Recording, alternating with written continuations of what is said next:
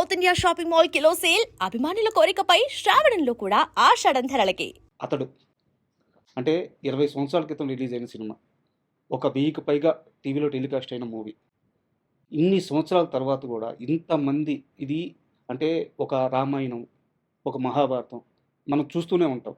ఎన్ని సార్లు చూసినా ఒక తన్మయత్వం, ఒక అనుభూతి వస్తూ ఉంటుంది. నేను మరీ అలాంటి ఒక దేవుడితో సమానమైన వాటి గురించి పోల్చట్లేదు గానీ, సినిమా పరంగా వచ్చేలేకే 'అతడు' సినిమా కూడా అలాంటి ఇంపాక్ట్ క్రియేట్ చేసింది సార్. ఆ సినిమాకి మీరు నిర్మాత. సో, ఈరోజు ఆ మూవీ రిలీజ్ అవ్వబోతుంది. ఎలా అనిపిస్తుంది సార్? చాలా సంతోషంగా ఉంది. సార్. ఎందుకంటే 20 ఏళ్ల క్రితం రిలీజ్ అయిన ఒక సంచలనం సృష్టించింది అప్పుడే. సార్. మహేష్ బాబు సినిమాల్లో one of the best film కింద చాలామంది చెప్తారు ఈ cinema. Sir. Especially Mahesh Babu range పెరిగింది ఇక్కడి నుంచి. ఎగ్జాక్ట్‌లీ. ఇది దీని కంటిన్యూషన్ ఇమ్మీడియట్‌గా అయితే అతని తర్వాత పోకిరి పడింది. అసలు తర్వాత పోకిరి. దీనికి వచ్చిన దీని సక్సెస్ దాని అడ్వాంటేజ్ ఇచ్చింది సార్. పోకిరికి. అక్కడి నుంచి అలా ఇక నెంబర్ 1లోకి వెళ్ళిపోయాడు అనుకోండి. సార్. సినిమా అప్పుడు రిలీజ్ అప్పుడు పెద్ద ఇంత ఎక్స్పెక్టేషన్స్ లేవు. సినిమా రిలీజ్ అయిన తర్వాత ఎక్స్పెక్టేషన్ ముందు లేదు. సార్. దాని మూలంగా కానీ ఇంకా ఏదైనా మూలంగా కానీ అనుకున్నంత పెద్ద హిట్ కాల. కానీ లేట్గా గుర్తించారు అది. సార్. టీవీస్లో రావడం మొదలుపెట్టిన తర్వాత అందరూ టీవీల్లో చూసి ఇంత మంచి సినిమా, కామెడీ ప్రమాణంగా ఉంది, డైలాగ్ అద్భుతంగా ఉంది, డైరెక్షన్ బాగుంది, మహేష్ బాబు కొత్త రకంగా చేశాడు, సార్. అట్లా అన్ని పేర్లు వచ్చేసింది. వచ్చిన తర్వాత అసలు కంటిన్యూస్గా ప్రతి కొన్ని వారాలు అయితే శనివారాల్లో కంపల్సరిగా ఈ మూవీ పడని వారం అంటూ ఉండేది కాదు. ఉండేది కాదు. ఏదో ఒక ఛానల్లో కొడుతూ ఉండేది. చూసిన వాళ్ళు కూడా ఇదిగో ఈ బిట్టు చూడాలి, ఇదిగో ఈ కామెడీ సీన్ చూడాలి, లేకపోతే ఈ యాక్షన్ సీన్ చూడాలి. యాక్షన్ కూడా మేము చాలా ఎక్కువ ఖర్చు పెట్టాము సినిమా. క్లైమాక్స్ ఫైట్కి అయితే ఆ రోజుల్లో 28 రోజులు తీశారు సార్. ఒక్క ఫైట్. దానికోసం సెట్ వేసాం. అంటే ఒక పాడుపడిపోయిన ఒక చర్చి లాంటిది. అప్పటికి 3D టెక్నాలజీతో ఆ ఫైట్ షూట్ చేయడం నాకు తెలిసి అదే ఫస్ట్ టైం సార్. అది ఫస్ట్ మాస్టర్ ఉండి డైరెక్టర్ గారు అడగనే కానీ, కెమెరా పెన్ అడిగింది కానీ, ఎవరైనా సరే అందరు కలిసి అడిగిన దాని మీద దేనికైనా సరే దీన్ని బ్రహ్మాండంగా చేయండి సార్ అని చెప్పి మేము కూడా ఖర్చు గురించి ఆలోచించాం సార్. దాని మూలంగా యూకే నుంచి బ్రహ్మాండమైన కెమెరాస్ తెప్పించారు, దానికి సెట్ వేసాము. చాలా చూసిన వాళ్ళందరూ మాత్రం ఇది ఫైట్ వరకు ఇంగ్లీష్ పిక్చర్ లాగా ఉందండి, ఇంటర్నేషనల్ స్టాండర్డ్స్లో ఉంది అని చెప్పి మెచ్చుకోవడం జరిగింది. సార్, మామూలుగా మురళీమోహన్ గారి కెరీర్ విషయం మీరు ఎప్పుడైనా సరే మీ ప్రయాణం గురించి, మీ ప్రస్థానం గురించి మాట్లాడేటప్పుడు అదేదో సరదాగా అలా జరిగిపోయింది, సరదాగా సినిమాల్లోకి వచ్చేసాను, సరదాగా బిజినెస్లోకి వచ్చేసాను ఇలా చెప్తూ ఉంటారు. బట్ రియాలిటీ ఏంటంటే మీరు చుట్టూ ఉండే పరిసరాలని చాలా జాగ్రత్తగా పరిశీలిస్తారు. నాకు 'అతడు' సినిమా ఎలా ఆన్‌బోర్డ్ అయిందని ఒక ఐడియా నేను అనుకుంటున్నప్పుడు నాకు ఒక ఆలోచన వచ్చింది సార్.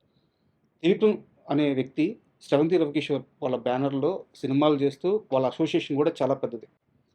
వాళ్ళు అంత బాగా ఉన్నప్పుడు ఎక్కడో ఉన్న త్రివిక్రమ్‌ని తీసుకొచ్చి మొదటి సినిమా ఇద్దామనే ఆలోచన చేశారంటే మీరు ఎంత అబ్జర్వ్ చేశారు త్రివిక్రమ్ గారిని అప్పుడు? అంటే అప్పుడు చాలా సినిమాలకి బ్యాక్‌గ్రౌండ్‌లో ఉండి వర్క్ చేసేవాడు ఆయన. సార్. సబ్జెక్ట్ సెలక్షన్ కానీ, సబ్జెక్ట్ వర్క్ చేయటం కానీ, లేకపోతే అతని సొంత సబ్జెక్ట్ అవ్వటం కానీ, ముఖ్యంగా స్క్రీన్ ప్లే, డైలాగ్స్ కంప్లీట్గా అతనే చేశాడు.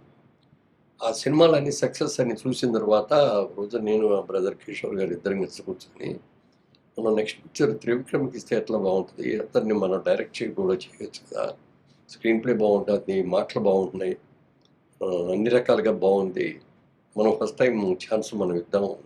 అప్పటిదాకా అసోసియేషన్ అయితే లేదు మీకు త్రివిక్రమ్‌తో? ఎక్కడా కలవలేదు? ఎక్కడ కలవలేదు. కాబట్టి ఆ సినిమా రిలీజ్ అయినప్పుడు అక్కడ పరిచయం చేసిన తెలుసు తప్ప అంతకంటే పెద్ద క్లోజ్ పరిచయాలు లేవు. అనుకున్న తర్వాత ఒక రోజు పిలిచాం.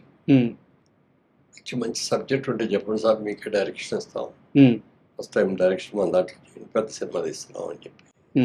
అంటే సార్ మీరు ఇచ్చినందుకు చాలాసార్లు సంతోషం అండి, కానీ మన రవికిషోర్ గారికి మాట ఇచ్చాము, దానికి మీరు ఒప్పుకునేటట్టే చేస్తాను, సెకండ్ పిక్చర్గా చేస్తానండి. అది ఎవరు హీరో అంటే పలానా హీరో అని. సరే అయితే ఎన్ని రోజుల్లో అయిపోతుంది అంటే నెలలో అయిపోతుందండి, నెల 15 రోజుల్లో షూటింగ్ కూడా అయిపోతుంది. ఓకే. అని అన్నారు. అయితే మేము ఈ లోపల సబ్జెక్ట్ అది మీరు తెలిస్తే సబ్జెక్ట్ ఓకే చేసుకొని మిగిలిన క్యాస్టింగ్ అంతా సెలెక్ట్ చేసుకుందాం అని చెప్పి అంటే వెంటనే చెప్పారు. ఇక్కడే కూర్చొని ఎదురుకుంటే ఇలాగే కూర్చొని సార్ చెప్తే నెంబరు 3 అవర్స్ చెప్పారండి ఆ కథ. సార్ నేను మా బ్రదరు ముగ్గురే. ఎవరికి చెప్పేసి లోపలికి ఎవరు రావద్దు, డిస్టర్బ్ చేయొద్దని ఫోన్లు కూడా స్విచ్ ఆఫ్ చేసుకొని కూర్చొని సినిమా మా కళ్ళ కట్టినట్టు చూపించారు సినిమా. ప్రతి షార్ట్ ఎలా ఉన్నది అనేది చూసిన తర్వాత అప్పుడు అనిపించింది డెఫినెట్గా డైరెక్టర్గా కూడా చాలా మంచి పేరు తీసుకుంటాడు. సార్ స్క్రీన్ ప్లే బ్రహ్మాండంగా ఉంది, డైలాగ్స్ చాలా బాగున్నాయి అని అనుకున్నాం. బాగుందండి సినిమా, సబ్జెక్ట్ చాలా బాగుంది. హీరో గారికి కూడా ఒకసారి చెప్పాను, హీరో గారు చెప్పగానే ఆయన వెంటనే ఓకే చేశారు. ఆయన చేసిన తర్వాత నేనే అంతా అయిన తర్వాత సినిమా అయితే అద్భుతంగా ఉందండి. కానీ కొంచెం hero character beginning negative character లాగా ఉంది. నాకు ఒక్కటే ఒక ఫస్ట్ చేయడానికి వీలవుతాను అంటే అయినా అన్నాడు. మా బ్రదర్ కిషోర్ కూడా వాళ్ళ ఇంటర్నేషనల్ సినిమాల్లో కూడా హీరో క్యారెక్టర్ నెగిటివ్ నుంచి స్టార్ట్ చేసి పాజిటివ్ తీసుకెళ్ళటం అప్పుడు అది ట్రెండ్ స్టార్ట్ అవుతుంది అని చెప్పేటప్పటికి నేను కూడా కన్విన్స్ అయ్యాను. సరేనండి, నెగిటివ్ అంటే మరీ నెగిటివ్గా ఏం లేదు, క్యారెక్టర్ అలా ఉంది కదా అని చెప్పిన దాని మీద చేశారు. పర్ఫెక్ట్గా స్క్రిప్ట్ కూడా రాశారు. రాసిన తర్వాత మేము ఒకటే చెప్పాం, మేము తీసి నేను ఇప్పుడు 24 సినిమాలు తీసేవాళ్ళం. 24 ఒక సినిమాలో ఒక ఎత్తు. ఇది ఒక కొత్త తరహాగా మంచి డైలాగ్స్ తోటి, మంచి స్క్రీన్ ప్లే తోటి మీరు ఫస్ట్ పిక్చర్ కాకపోయినా సెకండ్ పిక్చర్ అయినా మాదే కాబట్టి ఈ పిక్చర్ చేస్తారు, పెద్ద సినిమా చేస్తారు కాబట్టి ఇది మీరు ఎలా అనుకుంటున్నారో అలా తీసి దీంట్లో మేము ఎక్కడ ఇంటర్ఫీర్ కావు. బడ్జెట్ విషయంలో కానీ, టేకింగ్ విషయంలో కానీ మీకు ఏం కావాలంటే తీసుకునేది ఓపెన్గా ఆఫర్ ఇచ్చాం. దాన్ని ఆయన సద్వినియోగం చేసుకొని చాలా బాగా చేశాం. సార్ అంటే కథ విషయం మీరు ప్రస్తావించారు కాబట్టి నాకు డౌట్ సార్. మీరు కృష్ణ గారితో చాలా క్లోజ్ అసోసియేషన్ ఉంది మీకు, క్లాస్మేట్స్ కూడా మీరు. అంటే కృష్ణ గారి అన్ని సినిమాలు చూసుంటారు మీరు, లేదా తెలిసి ఉంటుంది కూడా మీకు. రౌడీ అన్నయ్య అని చెప్పి కృష్ణ గారితో ఒక సినిమా ఉంది సార్, తమ్మారెడ్డి భరద్వాజ్ గారు డైరెక్టర్. ఆ సినిమా కథ మన అతడు సినిమా కథకి చాలా దగ్గరగా ఉంటుంది అనిపిస్తుంది. మీరు ఆ రౌడీ అన్నయ్య సినిమా చూశారు సార్? దాంట్లో రౌడీ అన్నయ్యలో కృష్ణ గారు లాయర్. తను హ్యాండిల్ చేసిన ఒక కేసు వల్ల ఒక కుటుంబానికి అన్యాయం జరగద్ది. అది తెలుసుకొని నిర్మలమ్మ ఇక్కడ ఉంటారనమాట. నిర్మలమ్మ ఇంటికి వచ్చి ఆ కుటుంబం మొత్తానికి న్యాయం చేస్తారనమాట. ఆ ఊర్లో ఆ కుటుంబానికి ఏం సమస్యలు ఉన్నాయో అవన్నీ సాల్వ్ చేసి, నిర్మలమ్మ గారి మనవడు కాకపోయినా సరే, నువ్వు మనవడు కాకపోతే ఏమి నాకు అంత మంచి చేసావు అని చెప్పేసి క్లైమాక్స్ సీన్స్. సేమ్ మన అతడిలో కూడా తన వల్ల ఆ కుటుంబానికి నష్టం జరగదు కాబట్టి ఇంగ్లీష్ పిక్చర్స్ సార్ వాళ్ళు ఒక దగ్గర ట్రీట్ చేసుకుంటారు, ఈయన ఒక దగ్గర ట్రీట్ చేస్తుంటారు సార్. బట్ థ్రెడ్ మాత్రం ఒక ఇంగ్లీష్ పిక్చర్ నావెల్లో దాన్ని బేస్ చేసుకుని సార్. సార్ అండ్ ఇప్పుడు ఈ రిలీజ్ విషయానికి వస్తే నిన్న ప్రెస్ మీట్ జరిగింది సార్, మనకి 2 days బ్యాక్ ప్రెస్ మీట్ జరిగింది. ఆ ప్రెస్ మీట్లో కూడా మాట్లాడుతూ ఈ సినిమాకి వచ్చే కలెక్షన్ కానీ ఏదైతే రెవెన్యూ ఉందో అదంతా కూడా మహేష్ బాబు ఫౌండేషన్కి వెళ్తుంది అని చెప్పేసి చెప్పారనమాట. మీరు నిర్మాత, సో ఇక్కడ వచ్చే రెవెన్యూ అటు పంపించడానికి కారణం ఏంటి సార్? కారణం ఏమీ లేదు, దీని మీద మేము ఏదో లాభం వస్తుంది అనేది ఎక్స్పెక్ట్ చేయట్లేదు. సార్ సినిమా బాగుంటుంది, డెఫినెట్గా బాగా సక్సెస్ అవ్వాలి. సార్ మేజర్గా ఇది దాదాపు 2 సంవత్సరాల నుంచి అడుగుతున్నారు. ఓకే, రిలీజ్ చేస్తూ ఉంటే అదండి ఇదండి మీరు ఇవ్వాలండి, మాకు అవుట్లెట్ ఇచ్చేయండి, మేము కొనుక్కొని మేము చేస్తాం. ఇది చాలా ఆఫర్లు వచ్చినాయి. సార్ తర్వాత చూద్దాం అంటే ఈ 2 ఏళ్ళు ఇట్లా పొలం చేసుకుంటూ వచ్చాం. తర్వాత ఇప్పుడు ప్రసన్న చేస్తున్న వాటి వీళ్ళందరూ కూడా మంచి ఉత్సాహవంతులు, యువకులు. ఆల్రెడీ కొన్ని సినిమాలు తీసి సక్సెస్ఫుల్గా అన్నారు, చరిత్ర కూడా బాగుంది. సార్ ఇవన్నీ కూడా చూసిన తర్వాత సరే ఇద్దాం లేదనుకొని అప్పుడు వాళ్ళతో డిస్కషన్లోనే చెప్పాం, 20 ఏళ్ల క్రితం తీసిన సినిమా ఇది. అప్పటికిప్పటికే టెక్నాలజీ చాలా మారిపోయింది. మరి అప్పటికి ఆ నెగిటివ్లు ఎలా ఉన్నాయో కూడా తెలియదు.